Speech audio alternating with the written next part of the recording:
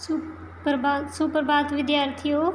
आज हम पढ़ेंगे भाषा, बोली, लिपि और व्याकरण। भाषा क्या होती है? मनुष्य भाषा के द्वारा अपने मन के भाव प्रकट करता है। उसके मन में तरह तरह के विचार आते हैं, वह इन्हें भी भाषा के द्वारा प्रकट करता है। एक सीमा तक संकेतों द्वारा मन के भाव समझाए जा सकते हैं, किंतु संकेतों द्वारा सभी भाव और विचार प्रकट नहीं किए जा सकते, इसलिए भाषा का जन्म हुआ। अध्यापिका विद्यार्थियों को चुप रहने का संकेत कर रही है। कामना स्कूल असेंबली में भाषण दे रही है। विद्यार्थियों ने अध्यापिका का संकेत समझ लिया, वे चुप हो गए, किंतु कामना संकेतों द्वारा भाषण नहीं दे सकती, क्योंकि यह कार्य भाषा द्वारा नहीं संभव है। भाषा वह माध्यम है जिसके द्वारा मन के भावों और विचारों को प्रकट किया जाता है और दूसरों के भावों और विचारों को जाना जाता है। यह क्या है? भाषा की परिभाषा दी हुई है। भाषा वह साधन है, वह माध्यम है या साधन है जिसके द्वारा मन के भावों और विचारों को प्रकट किया जाता है और दूसरों के भावों और विचारों को जाना जाता है। मनुष्य के मुख से निकलने वाली सार्थक ध्वनियों से शब्दों का निर्माण होता है। शब्दों से ही वाक्य बनते हैं जो अर्थ को व्यक्त करते हैं। इस प्रकार भाषा में मुख्यतः दो चीज़ें होती हैं। पहली वाणी, मुख से उच्चारित होना, जो हमारे मुख से उच्चारित करते हैं हम, और दूसरा है अर्थ, उस ध्वनि का सार्थक अर्थ होना। अतः हम कह सकते हैं कि भाषा भावों और विचारों के आदान प्रदान का साधन है। सतीश ने रजिस्टर में लिखा कि कार्यालय में कूलर खरीदने के लिए 5,000 रुपये की आवश्यकता पड़ेगी। उसने रजिस्टर अधिकारी को दिखाया। अधिकारी ने पढ़कर उस पर हस्ताक्षर कर दिए। ध्रुव ने पिताजी को पत्र लिखा। पिताजी ने पत्र पढ़कर जाना कि ध्रुव को छात्रावास में फीस के लिए 10,000 रुपये चाहिए। लता मंगेशकर ने श्रोताओं के सामने गीत गाया। श्रोताओं ने गीत सुनकर तालियां बजाई। जिस प्रकार भाषा द्वारा बोलकर और लिखकर मन के भाव या विचार प्रकट किए जाते हैं, उसी प्रकार भाषा द्वारा सुनकर और पढ़कर मन के भाव जाने जाते हैं। जैसे हम बोलकर या लिखकर मन के भाव प्रकट करते हैं, वैसे ही बोलकर या सुनकर मन के विचार ग्रहण किए जाते हैं। भाषा के दो रूप होते हैं। कौन कौन से? मौखिक भाषा और लिखित भाषा। मौखिक भाषा कौन सी होती है? भाषा के जिस रूप से मन के भावों और विचारों का आदान प्रदान बोलकर या सुनकर किया जाता है, उसे मौखिक भाषा कहते हैं। मौखिक भाषा जिस रूप से मन के भावों का और विचारों का आदान प्रदान बोलकर या सुनकर किया जाता है, उसे मौखिक भाषा कहते हैं। खाना बन गया हो तो ले आओ, पति ने कहा। बस 5 मिनट प्रतीक्षा कर लें, पत्नी ने कहा। पति और पत्नी के बीच बातचीत भाषा का मौखिक रूप है। मौखिक भाषा स्थायी नहीं होती। मौखिक भाषा जो होती है वो स्थायी नहीं होती। समय के अंतराल के साथ भाषा के मौखिक रूप में परिवर्तन आ जाता है और वह लुप्त भी हो सकता है। आधुनिक इलेक्ट्रॉनिक यंत्रों द्वारा श्रव्य, दृश्य, ऑडियो, वीडियो, कैसेट या सीडी के रूप में इन्हें सुरक्षित रखा जा सकता है। और दूसरी भाषा कौन सी है? लिखित भाषा। भाषा के जिस रूप से मन के भावों और विचारों का आदान प्रदान पढ़कर या लिखकर किया जाता है, उसे लिखित भाषा कहते हैं। भाषा का लिखित रूप स्थायी होता है। भाषा का जो लिखित रूप होता है वो स्थायी होता है। इस पुस्तक में आप जो कुछ पढ़ रहे हैं वह भाषा का लिखित रूप है। इसमें पहले भाषा की परिभाषा लिखनी है। भाषा वह माध्यम है जिसके द्वारा मन के भावों और विचारों को प्रकट किया जाता है और दूसरों के भावों और विचारों को जाना जाता है। और उसके बाद भाषा के रूप कितने हैं? 2 हैं, मौखिक भाषा और लिखित भाषा। यहाँ तक लिखना है। और लिखित भाषा भी स्थायी होती है, यहाँ तक लिखना है। इसके बाद आगे हम देखेंगे होली हार्ट पब्लिक स्कूल द्वारा नीता बाली को दिया गया प्रमाण पत्र भाषा का लिखित रूप है। प्रकाशन विभाग द्वारा श्रीमती अनुपमा चंद्रा को दी गई रसीद भी भाषा का लिखित रूप है। जो ये ऊपर दिए गए हैं होली हार्ट पब्लिक स्कूल द्वारा लिखा गया और ये एक पत्र लिखा गया, ये दोनों ही लिखित रूप है। हिंदी भाषा, हिंदी भारत की राष्ट्रभाषा है। हिंदी भारत की कौन सी भाषा है? राष्ट्रभाषा है। यह भारत के कोने कोने में बोली और समझी जाती है। लेह लद्दाख से कश्मीर से लेकर अंडमान निकोबार, मणिपुर, अरुणाचल प्रदेश, गुजरात, राजस्थान आदि राज्यों और क्षेत्रों के निवासी हिंदी का प्रयोग करते हैं। इसके बाद हम देखेंगे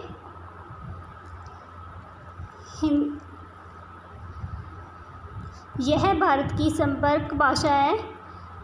प्रत्येक राष्ट्र की पहचान उसकी भाषा से होती है। भारत की पहचान हिंदी भाषा से है। स्वतंत्रता आंदोलन का संघर्ष हिंदी के माध्यम से ही हुआ। महात्मा गांधी, सुभाष चंद्र बोस, लोकमान्य तिलक, लाला लाजपत राय, भाई परमानंद, वीर सावरकर, सरोजिनी नायडू और भाई बाल मुकुंद छिब्बर जैसे स्वतंत्रता सेनानी हिंदी भाषी थे, परंतु उन्होंने हिंदी के माध्यम से जनधन में देश प्रेम की भावना जगाई। 14 सितंबर 1949 को भारत सरकार ने इसे राजभाषा के रूप में स्वीकार किया। राजभाषा के रूप में कब स्वीकार किया भारत सरकार ने? 14 सितंबर 1949 को। हिंदी शासन के कामकाज की भाषा बन गई। जो हिंदी है वो शासन के कामकाज की भाषा बन गई। आज विश्व की सबसे अधिक बोली जाने वाली भाषाओं में हिंदी का दूसरा स्थान है। विश्व के अनेक विश्वविद्यालयों में पढ़ाई जा रही है। भारत में टेलीविज़न पर हिंदी कार्यक्रम ही सबसे अधिक प्रसारित होते हैं। समाचारों के चैनल हिंदी में ही सर्वाधिक है। भारत में हिंदी के समाचार पत्र और पत्रिकाएं सबसे अधिक प्रकाशित होती हैं। व्यापार के क्षेत्र में बड़ी बड़ी कंपनियां हिंदी के नामों का प्रयोग करती हैं। हिंदी भारत की पहचान है। हिंदी हिमाचल प्रदेश, हरियाणा, चंडीगढ़, दिल्ली, राजस्थान, उत्तर प्रदेश, उत्तराखंड, बिहार, झारखंड, मध्य प्रदेश, छत्तीसगढ़ और अंडमान निकोबार की राजभाषा है। अन्य भारतीय भाषाएं कौन सी हैं? संविधान में भारत की इन भाषाओं को भी मान्यता दी गई है। असमिया, बांग्ला, गुजराती, कन्नड़, कश्मीरी, कोंकणी, मलयालम, मणिपुरी, मराठी, नेपाली, उड़िया, पंजाबी, संस्कृत, उर्दू, सिंधी, तमिल, तेलुगु, बोडो, डोगरी, मैथिली और तथा संथाली। स्वतंत्रता के पश्चात हिंदी साहित्य सभी भारतीय भाषाओं का तेजी से विकास हुआ। उपभाषा और बोली। उपभाषा और बोली क्या होती है? भारत का क्षेत्र बहुत विस्तृत है। भारत है जो बहुत ही बड़ा है। भाषा का क्षेत्र बहुत विस्तृत है। वह अपने मूल क्षेत्र से बाहर तक फैल जाती है। जो भाषा है वो बहुत ही विस्तृत है। इसमें साहित्य की एक लंबी परंपरा होती है। इसके किसी एक क्षेत्र में बोलियां और उपभाषाएं बोली जाती हैं। उपभाषा कौन सी होती है? उपभाषा किसी भाषा के सीमित क्षेत्र में बोली जाती है। उपभाषा जो होती है जो सीमित क्षेत्र में बोली जाती हैं। उपभाषा में लघु कथा, कहानी, कविता आदि साहित्यिक रचनाएं लिखी जाती हैं। मथुरा में के आसपास ब्रज उपभाषा बोली जाती है। ब्रज भाषा खड़ी बोली, अवधी तथा मैथिली बोलियां हैं, परंतु इनका प्रयोग साहित्यिक रचना के लिए किया गया है, इसलिए ये उपभाषा बन गई है। भागलपुर और मुंगेर जिलों में अंगिका उपभाषा है। इसमें साहित्यिक रचनाएं होती हैं। भागलपुर विश्वविद्यालयों में इसे पढ़ाया जाता है। इस क्षेत्रों में मुख्य भाषा हिंदी है। बोली क्या होती है? बोली किसी प्रांत में बहुत छोटे से क्षेत्र में बोली जाती है। बोली क्या होती है? छोटे से क्षेत्र में बोली जाती है। इसमें साहित्यिक रचनाएं नहीं होती। बोली में साहित्यिक रचनाएं नहीं होती और इससे सरकारी कामकाज में मान्यता प्राप्त नहीं होती और सरकारी कामकाज में भी मान्यता प्राप्त नहीं होती है। खड़ी बोली अब सीमित दायरे में नहीं बोली जाती। अब यह जन सामान्य की भाषा बन गई है और इसमें साहित्यिक रचनाएं भी हो रही है। सरकारी कामकाज में इसे खड़ी बोली का प्रयोग हो रहा है। इसके बाद हम देखेंगे लिपि। लिपि क्या है? आरंभ में भाषा केवल बोली जाती थी, मतलब पहले भाषा केवल बोली जाती थी, इसका लिखित रूप नहीं था। धीरे धीरे भाषा को लिखने की आवश्यकता अनुभव होगी, अतः भाषा की ध्वनियों के लिए चिन्ह निर्धारित किए गए। इस चिन्हों को लिपि कहते हैं और इनके द्वारा भाषा लिखी जाती है। लिपि कौन सी होती है? भाषा की मौखिक ध्वनियों को जिन चिन्हों के द्वारा लिखा जाता है उन्हें लिपि कहते हैं। विश्व की समस्त भाषाओं की अपनी अपनी लिपि। हिंदी की लिपि कौन सी है? देवनागरी। उर्दू की लिपि फारसी है। संस्कृत की मराठी, गुजराती, मराठी, नेपाली और कोंकणी भाषाएं देवनागरी में लिखी जाती। उर्दू की फारसी है। संस्कृत, मराठी, गुजराती, नेपाली और कोंकणी की देवनागरी है। भाषा के मानक रूप के लिए वर्तनी की एक रूपता आवश्यक होती है। आगे भाषा और व्याकरण के बीच गहरा संबंध है। व्याकरण क्या है? भाषा और व्याकरण के बीच गहरा संबंध है। व्याकरण वह शास्त्र है जो भाषा को शुद्ध रूप से बोलने, लिखने, पढ़ने और समझने में सहायता करता है। व्याकरण में भाषा को नियमित और व्यवस्थित बनाने के नियम होते हैं। इनकी सहायता से हम भाषा का शुद्ध व प्रभावशाली प्रयोग करना सीख पाते हैं। जैसे चिड़िया पर पेड़ उड़कर बैठ गई, ये क्या है? अशुद्ध वाक्य है। चिड़िया उड़कर पेड़ पर बैठ गई, ये सही वाक्य है। हम काम कर रहा हूँ, ये अशुद्ध वाक्य है। मैं काम कर रहा हूँ अथवा हम काम कर रहे हैं, ये शुद्ध वाक्य है। व्याकरण के नियमों से इस वाक्यों के शुद्ध अशुद्ध होने का पता चलता है तथा व्याकरण के नियम भाषा को शुद्ध और परिमार्जित बना देते हैं।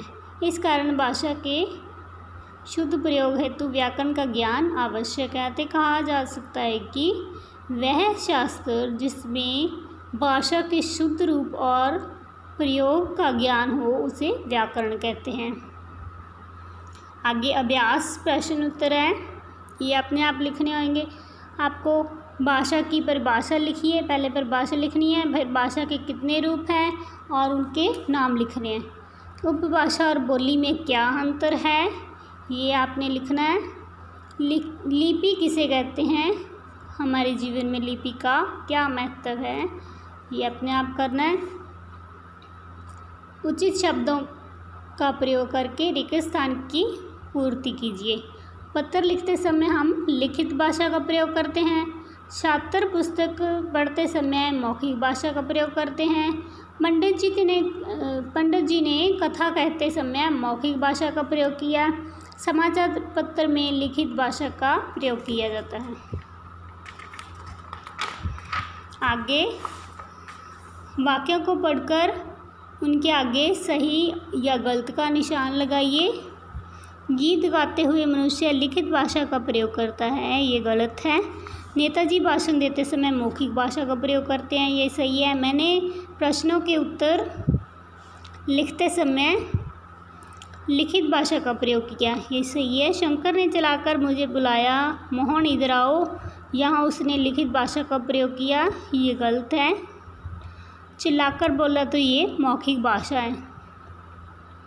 माँ सवेरे पूजा के समय मंत्र बोलने में मौखिक भाषा का प्रयोग करती है, ये सही है। दिए गए विकल्पों में से उचित विकल्प चुनिए। भारत की संपर्क भाषा का नाम क्या है? उत्तर है हिंदी। संपर्क भाषा का नाम हिंदी है। भारत सरकार ने कब हिंदी को राजभाषा के रूप में स्वीकार किया? 14 सितंबर 1949 को। देवनागरी लिपि में कौन सी भाषा नहीं लिखी जाती? उर्दू नहीं लिखी जाती। गुरमुखी लिपि में कौन सी भाषा लिखी जाती है? पंजाबी। व्याकरण के ज्ञान से क्या लाभ होता है? शुद्ध बोलना आता है, शुद्ध लिखना आता है, शुद्ध पढ़ना आता है, उपयुक्त सभी। ये था व्याकरण का भाषा, लिपि और व्याकरण। Thank you.